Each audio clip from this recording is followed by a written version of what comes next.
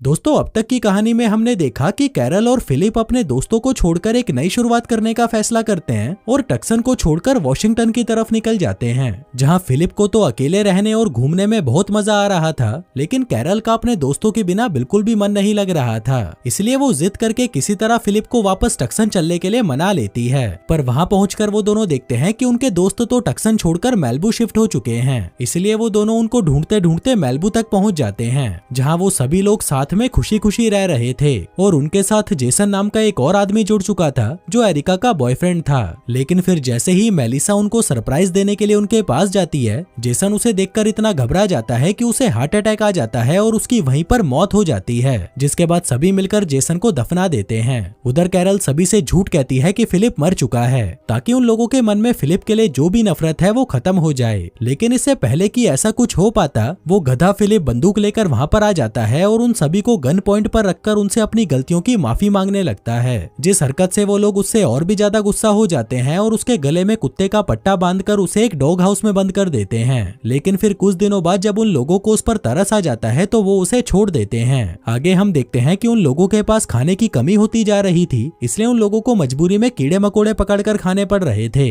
वहीं टॉड को कहीं से बहुत सारे चिकन के पैकेट्स मिल जाते हैं, जिनको वह सभी से छुपाकर अकेले खाने लगता है। लेकिन फिर एक दिन फिलिप उसे रंगे हाथों पकड़ लेता है, जिसके बाद वो दोनों मिलकर उस चिकन को खाते हैं और वहीं बाकी लोग अभी भी कीड़े मकोड़ों से ही काम चला रहे थे।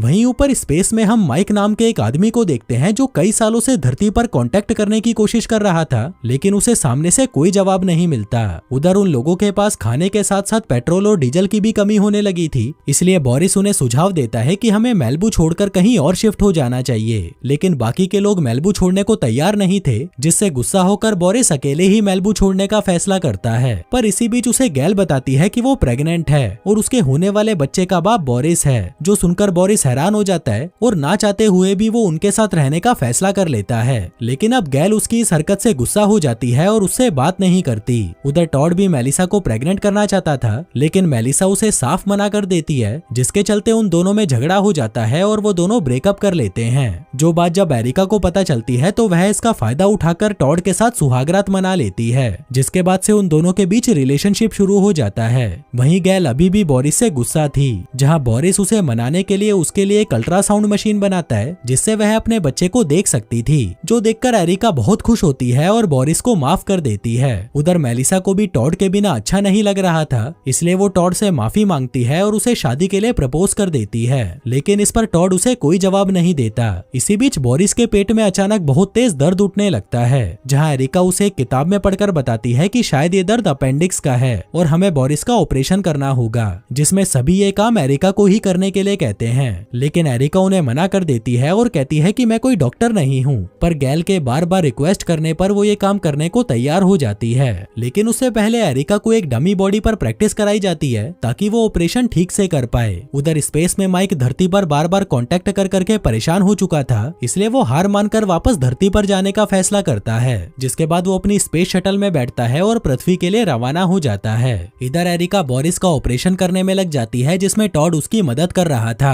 लेकिन काफी देर तक कोशिश करने के बाद भी ज्यादा खून बहने की वजह से टॉड बच नहीं पाता। उधर दूसरी तरफ माइक एक खाली क्रूज के ऊपर लैंड करता है, जिससे उस शिप में एक बड़ा सा होल हो जाता है और वह डूबने लगती है, जहाँ से माइक एक छोटी सी लाइफ बोट लेकर निकलने लगता है। लेकिन वो जाएगा कहाँ, क्योंकि उसे वहाँ से निकलने का कोई रास्ता नहीं पता था। इसलिए वो लगातार 3 दिनों तक उस समुद्र में इधर उधर भटकता रहता है, लेकिन इसका कोई फायदा नहीं होता। आखिर में हार कर जब वह अपनी जान देने का फैसला करता है, तभी उसे वहाँ पर एक बच्चा दिखाई देता है, जो बच्चा और कोई नहीं बल्कि फिलिप था और माइक फिलिप का सगा भाई था। तभी फिलिप उसे कहता है कि यार तू ऐसे हार नहीं मान सकता, तूने इतने साल अकेले स्पेस में गुजारे हैं और अब जब तू फाइनली धरती पर आ गया है तो मरने की सोच रहा है। जिसके बाद जब उसकी आंख खुलती है तो उसके सामने एक बोट खड़ी होती है, जिसे देखकर वह खुश हो जाता है और उस बोट की तरफ जाने लगता है, जिस पर चढ़ने के बाद वह जोर से चिल्लाकर पूछता है कि क्या कोई यहाँ पर है जो मेरी मदद कर सके। लेकिन वहाँ पर कोई नहीं होता। जिसके बाद वो अंदर जाता है और उसे वहाँ पर खाने पीने का सामान पड़ा हुआ मिलता है, जिसको वह भुक्खड़ों की तरह खाने लगता है। इसी बीच उसकी नजर वहाँ पड़े कपड़ों पर जाती है, जिनको वह पहन लेता है और आज उसने काफी सालों बाद छोटी चड्डी पहनी थी तो वह बहुत खुश था। लेकिन तभी वहाँ पर मार्क नाम का एक आदमी अपने हाथ में हथियार लेकर आता है, जिसे देखकर माइक घबरा जाता है और कहता है कि भाई प्लीज मारियो मत, मैं एक एस्ट्रोनॉट हूँ। मार्क पूछता है कि क्या तू वायरस से इन्फेक्टेड है। वो कहता है कि नहीं भाई, मैं पिछले 3 सालों से ऊपर स्पेस में था और अभी 3 दिन पहले ही धरती पर आया हूँ। जो सुनकर मार्क अपना हथियार नीचे करता है और कहता है कि तुझसे मिलकर अच्छा लगा।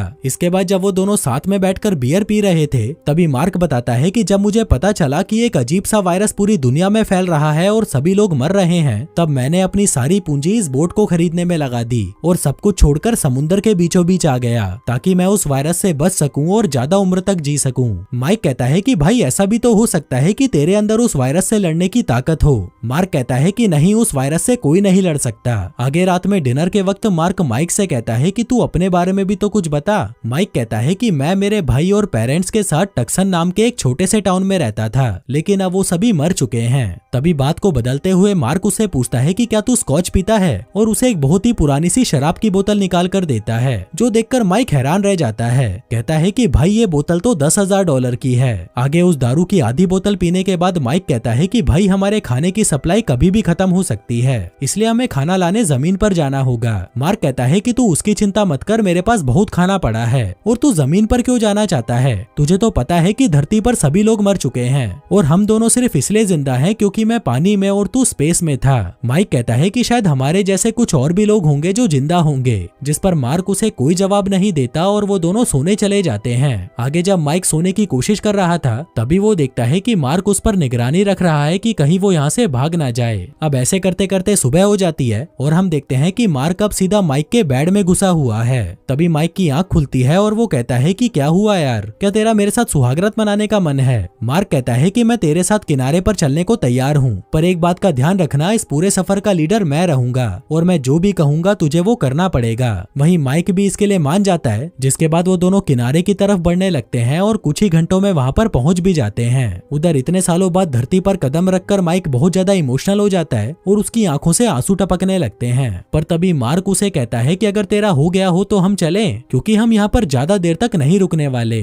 जिसके बाद वो दोनों एक छोटा सा आइसक्रीम ट्रक लेकर बाकी बचे हुए इंसानों को ढूंढने निकल जाते हैं, लेकिन उन्हें वहाँ पर शांति के अलावा और कुछ नहीं मिलता। तभी माइक मार्क से पूछता है कि जो लोग वायरस से मर गए थे उनकी बॉडीज का क्या हुआ, जिस पर वो उसे एक ऐसी जगह ले जाता है जहाँ लोगों की लाशें ही लाशें पड़ी थीं, जो सब देखकर माइक सुन पड़ जाता है। मार्क कहता है कि तुझे ये सब हर दूसरे शहर में देखने को मिलेगा, अब तू ही बता, क्या तुझे अभी भी लगता है कि हमारे अलावा कोई और इस धरती पर जिंदा होगा? जो सुनकर माइक मायूस हो जाता है। जिसके बाद वो दोनों फिर से जिंदा लोगों को ढूंढने निकल जाते हैं और तभी मार्क को वहाँ पर फिलिप का लिखा हुआ अलाइव इन टक्सन वाला बोर्ड दिखाई देता है, जिसको फिलिप जिस भी शहर में जाता था वहाँ पर लिख देता था। पर तभी उसे देखकर मार्क गाड़ी को रिवर्स करने लगता है, क्योंकि वो नहीं चाहता था कि माइक को इसका पता चले। लेकिन तभी माइक भी उस बोर्ड को देख लेता है और वो मार्क को गाड़ी रोकने के लिए कहता है, लेकिन जब वो गाड़ी नहीं रोकता तो मार्क हैंड ब्रेक लगाकर नीचे उतरता है और उस बोर्ड को देखकर खुश होने लगता है। पर तभी अचानक पीछे से मार्क उसके सर पर मारकर उसे बेहोश कर देता है। फिर कुछ देर बाद जब माइक को होश आता है तो वह खुद को समुद्र के किनारे पाता है। तभी मार्क उसे कहता है कि तुझे तो मुझे थैंक यू बोलना चाहिए क्योंकि मैंने तेरी जान बचाई है। तुझे क्या लगता है टक्सन में तुझे कोई जिंदा इंसान मिलेगा? साले वो सब गवर्नमेंट की चाल है और वो हम जिंदा इंसानों को पकड़ना चाहती है। लेकिन माइक को उसकी बातों पर बिल्कुल भी विश्वास नहीं होता।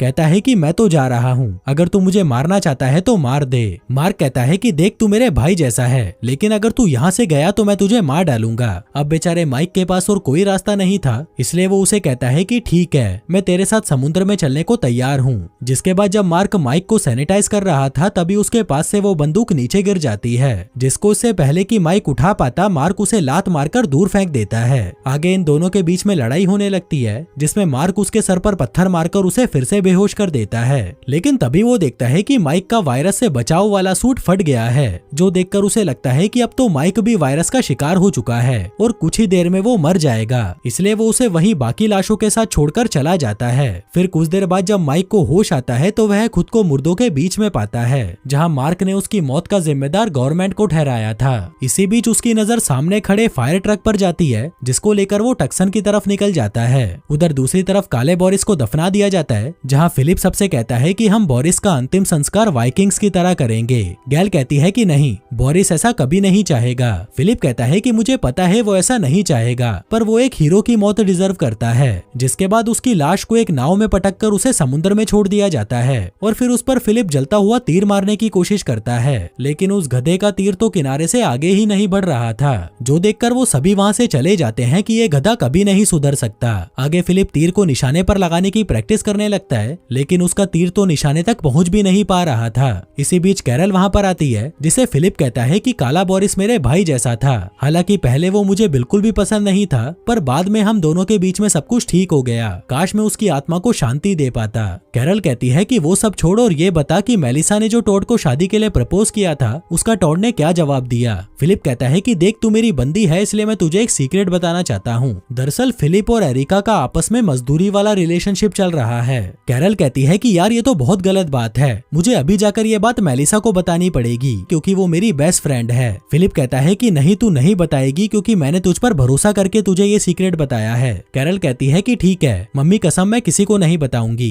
उधर दूसरी तरफ हम मेलिसा को देखते हैं जो अपना टाइम पास करने के लिए चीजों की तोड़फोड़ मचा रही थी। तभी वहाँ पर कैरल आती है जो उसे देखते ही वहाँ से जाने लगती है कि कहीं वो उसे सच ना बता दे। पर तभी मेलिसा उसे अपने पास बुलाती है और कहती है कि मुझे तुझसे टॉड के बारे में कुछ जरूरी बात करनी है। लेकिन तभी कैरल गाय को चारा डालने का बहाना लगाकर वहाँ से चली जाती है। आगे रात हो जाती है, लेकिन फिलिप अभी भी अपनी हरकतों से बाज नहीं आ रहा था। जहाँ वो बोरिस के जाने के गम में गाना गाने लगता है, जो कि बहुत ही बकवास गाना था, जिसको गाते वक्त वो बीच बीच में रोने की एक्टिंग भी कर रहा था, जो देखकर वो सभी समझ जाते हैं कि ये साला बहुत बड़ा नौटंकी है। फिर अगली सुबह जब मेलिसा कैरल के दिए हुए जूतों में से सितारे निकाल रही थी, तभी टॉड वहाँ पर आता है और पूछता है कि तू ये जूते क्यों खा रही है। मेलिसा कहती है कि मैंने इन्हीं जूतों को पहनकर तुझे प्रपोज किया था, जिसका जवाब मुझे पता है कि ना है। टॉड कहता है कि ठीक है फिर मैं तुझसे बाद में मिलता हूँ। वहीं मेलिसा जिसकी ठरक चरम सीमा पर थी, टॉड से कहती है कि क्या हम दोनों साथ में बैठकर टीवी देख सकते हैं। मैं वादा करती हूँ कि मैं तुम्हें इधर उधर हाथ नहीं लगाऊंगी और हम सिर्फ दोस्त की तरह टीवी देखेंगे।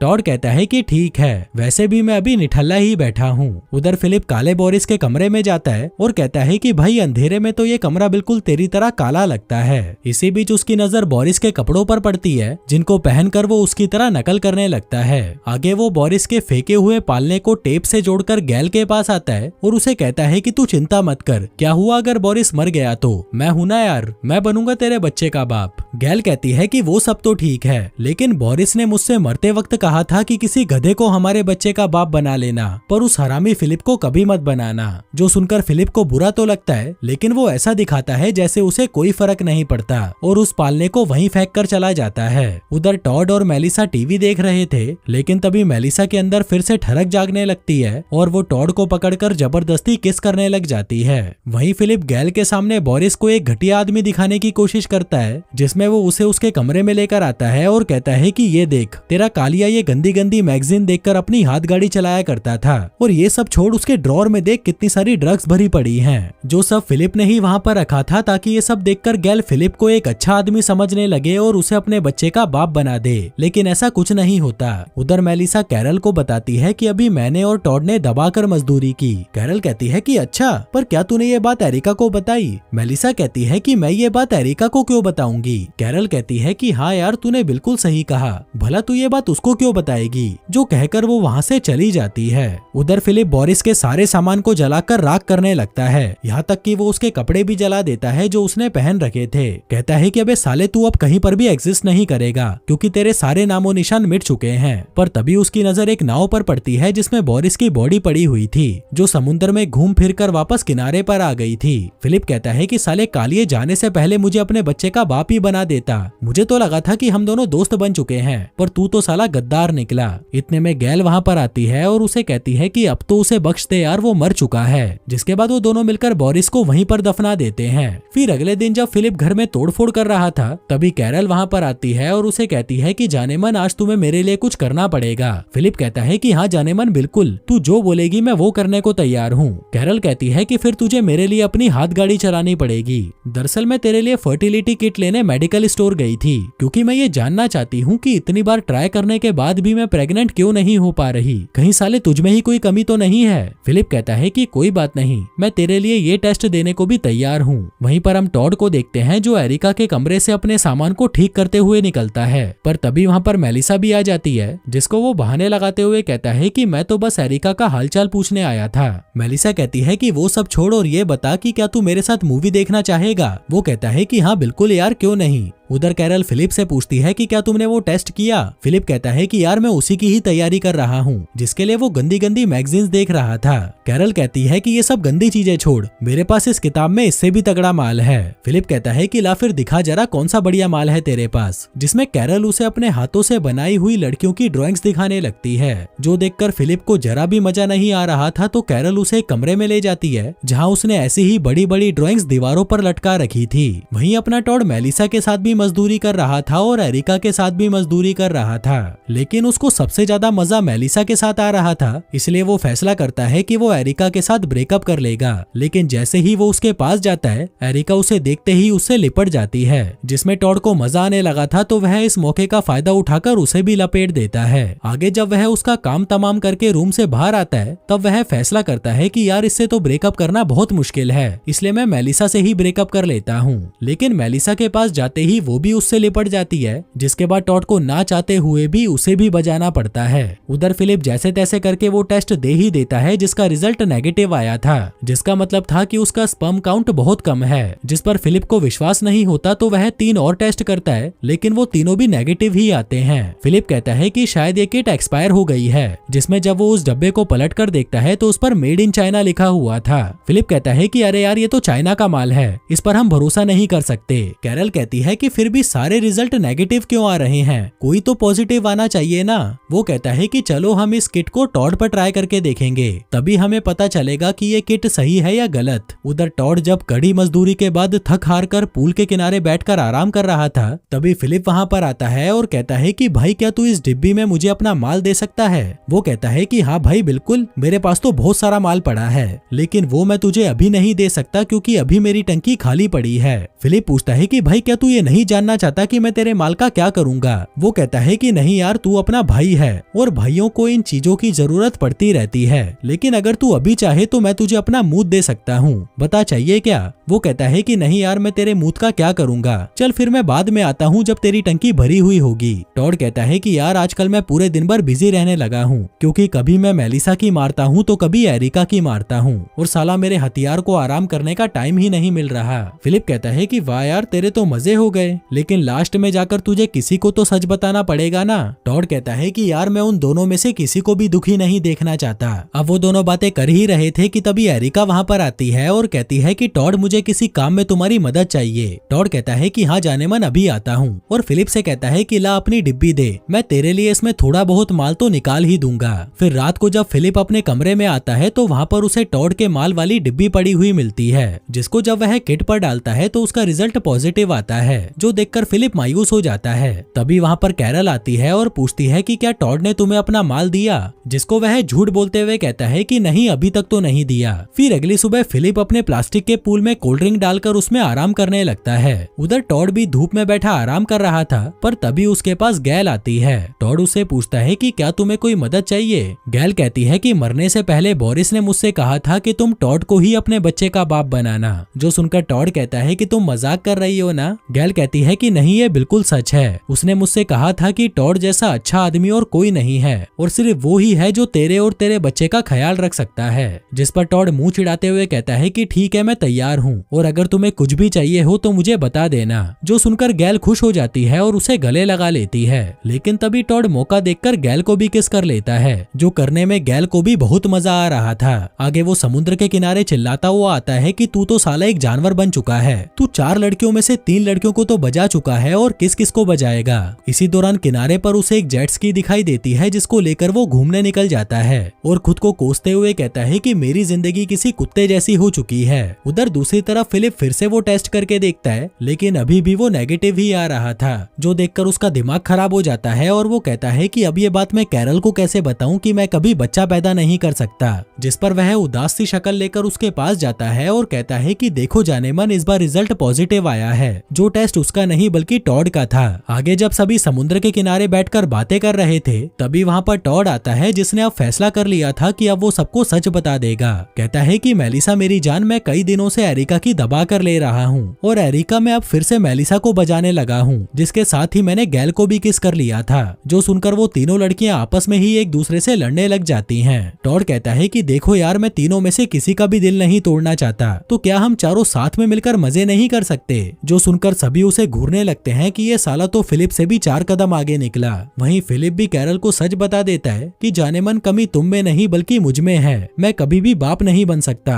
मेरे सारे टेस्ट नेगेटिव आए थे और जो मैंने तुम्हें पॉजिटिव वाला बताया था वो टॉड का था। पर तभी कैरल वहाँ पर कुछ अजीब सा देखती है और कहती है कि पीछे देखो कौन आया है, जो कोई और नहीं बल्कि फिलिप का भाई माइक था, जिसे देखकर फिलिप दौड़कर उसके पास जाने लगता है और हमें लगता है कि फिलिप उसे गले लगा लेगा। पर तभी फिलिप उसके पेट पर एक जोरदार मुक्का मारता है और कहता है कि साले तेरी हिम्मत कैसे हुई दोबारा अपनी शक्ल दिखाने की, मेरी गर्लफ्रेंड छीनने के बाद भी तुझे चैन नहीं पड़ा क्या, जो कहकर वो उसे फिर से मारने लगता है। अब दोस्तों इन दोनों भाइयों के बीच में ऐसा क्या हुआ था जो फिलिप माइक से इतनी नफरत करता है, और क्या टॉड और वो तीनों लड़कियां साथ में मिलकर मजे कर पाएंगे या उसका हाल भी बिल्कुल फिलिप जैसा हो जाएगा? जानने के लिए देखते रहिए। धन्यवाद।